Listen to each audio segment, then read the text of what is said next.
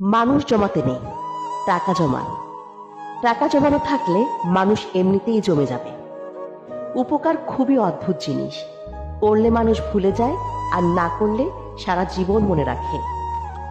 বেঈমান কখনো অনুতপ্ত হয় না, স্বার্থপর কখনো কৃতজ্ঞতা স্বীকার করে না, আর সুবিধাবাদী কখনো কারো আপন হতে পারে না।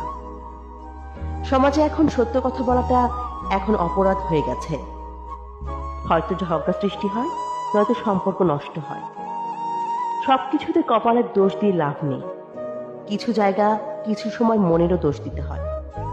অন্যকে কাঁদিয়ে নিজে সুখে থাকবে এমনটা প্রত্যাশা করা বাদ দিয়ে দাও। যে অন্যকে বিনা কারণে কাঁদায়, প্রকৃতি তাকে নিজ দায়িত্বে কাঁদায়। মানুষ আঘাত না পাওয়া পর্যন্ত বদলাতে পারে না। যে যত বেশি আঘাত পায় সে তত বেশি বদলায়। মানুষের পতন সেই সময় থেকেই শুরু হয়ে যায়, যখন সে আপন মানুষকে হারানোর জন্য পর মানুষের পরামর্শ নেয়। খুব সহজে মনের কথা বলে ফেলা মানুষগুলো আর যাই হোক, অন্যের ক্ষতির চিন্তা কখনোই করতে পারে না।